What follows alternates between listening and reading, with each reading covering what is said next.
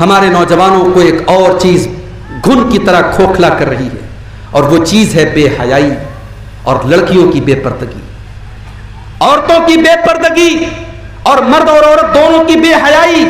یہ سماج کو کھوکھلا کر رہی ہے میرے بھائی۔ جس سماج کے اندر شرم و حیا نہ ہو، غیرت نہ ہو، اس سماج کے اندر سے ایمان بھی چلا جاتا ہے۔ توحید کا اور غیرت اور حیا کا بڑا گہرا تعلق ہے۔ یہ پوائنٹ نوٹ کر لو کہ جو توحید والا ہوگا وہ غیرت والا بھی ہوگا، اور جس کی توحید کمزور ہوگی وہ بے حیا اور بے غیرت ہوگا۔ جتنی آپ کی توحید مضبوط ہوگی اتنی آپ کے اندر حیا اور غیرت ہوگی۔ اللہ کے پیارے نبی کے ایک صحابی حضرت سعد بن عبادہ کہتے ہیں کہ اگر میں نے اپنی بیوی کے ساتھ کسی غیر مرد کو دیکھ لیا تو تلوار سے اس کو ختم کر دوں گا، قتل کر دوں گا۔ لوگوں کو بڑی حیرت ہوئی کہ سعد بن عبادہ بڑی سختی کی بات کر رہے ہیں۔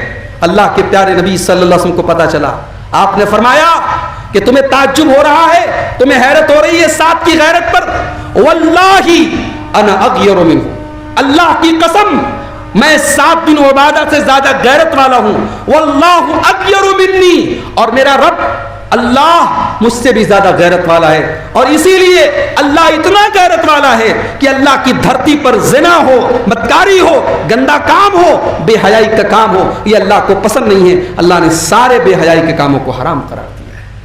اسی لیے اللہ نے سورہ نور میں فرمایا الزانی لا ینکح الا زانیۃ او مشرکۃ، کہ زناکار مرد، بدکار مرد ایسی عورت سے شادی کرے گا جو بدکار ہوگی یا مشرک ہوگی۔ مشرک اور زانی کو اللہ نے ایک ساتھ ذکر کیا اس لیے کہ توحید والا با حیا ہوتا ہے، توحید والا غیرت والا ہوتا ہے۔ میرے نوجوان ساتھیوں، اپنی حیا کی حفاظت کرو، بے حیا نہ بنو، بے غیرت نہ بنو۔ اپنی بہنوں کے معاملے میں، اپنی بیوی کے معاملے میں، اپنی بیٹی کے معاملے میں غیرت والے بنو۔ بے غیرت ہے وہ بھائی جو اپنی بہن کو بے پردہ گھماتا ہے، بے غیرت ہے وہ شوہر جو اپنی بیوی کو بے پردہ گھماتا ہے۔ اس کی حیا ختم ہے، اس کی غیرت ختم ہے۔ اللہ کے پیارے نبی صلی اللہ علیہ وسلم فرماتے ہیں الحیاء والایمان قرنا جمیعا، حیا اور ایمان دونوں کا بڑا گہرا رشتہ ہے۔ جس سماج سے حیا نکل جائے وہاں سے ایمان نکل جاتا ہے، جہاں سے ایمان نکل جائے وہاں سے حیا نکل جاتی ہے۔ میری ماں اور بہنوں، آپ جتنی بھی خوبصورت ہو جائیں، جتنی بھی اسمارٹ ہو جائیں، آپ کے چہرے پر کریم اور پاؤڈر کے جتنے بھی پلاسٹر چڑھا دیے جائیں، جب تک آپ کے اندر شرم و حیا کا زیور نہیں ہوگا آپ ایک عورت کہلانے کی حقدار نہیں ہوگی۔ ایک عورت کا اصل زیور اس کی شرم و حیا ہے۔ میرے رب نے قرآن میں ایک عورت کا ذکر کیا، یہ شعیب نام کی ایک انسان کی بیٹی تھی۔ بعض علماء نے کہا کہ یہ شعیب نبی تھے لیکن اس کی کوئی واضح دلیل نہیں ہے۔ لڑکی کے باپ کا نام شعیب تھا، مدین میں رہتے تھے وہ۔ ان کی دو بیٹیوں کا ذکر اللہ نے قرآن میں کیا۔ وہ بیٹی خوبصورت تھی کہ نہیں تھی اللہ نے بیان نہیں کیا، اس کی ہائٹ کیا تھی، اس کی ظاہری خوبصورتی کیا تھی اللہ نے یہ نہیں بیان کیا، اللہ نے اس کی حیا بیان کی۔ فجاءت احداهما تمشي على استحياء، کہ ان دونوں لڑکیوں میں سے ایک لڑکی موسیٰ علیہ السلام کے پاس شرما شرما کے حیا کے ساتھ چلتے ہوئے آئی۔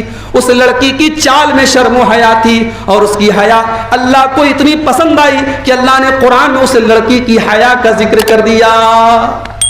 اور اسی حیا کی حفاظت کے لیے میری پیاری ماں اور بہنوں آپ کو پردے کا حکم دیا گیا ہے۔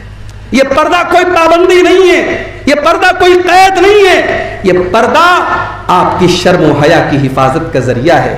یہ مسلمان عورت کی خوبصورتی ہے یہ پردہ۔ جب دنیا کی تمام عورتیں بے پردہ نکلتی ہے، ان بے پردہ عورتوں میں جب ایک مسلمان عورت اپنے حجاب کے ساتھ نکلتی ہے، اپنے پردے کے ساتھ نکلتی ہے، اللہ کی قسم اس کے پردے میں، اس کی حیا میں ایک عجیب و غریب خوبصورتی ہوتی ہے۔ اسی لیے اللہ نے قرآن میں فرمایا ذالک ادنی ان یعرفن فلا یؤذین، یہ پردہ تمہاری آئیڈینٹی ہے۔ اے مسلمان عورتوں، یہ پردہ تمہاری پہچان ہے۔ یہ اس لیے ہے تاکہ کوئی چھیڑنے والا تم کو چھیڑ نہ سکے، کوئی غلط نظر ڈالنے والا تم پر غلط نظر نہ ڈال سکے۔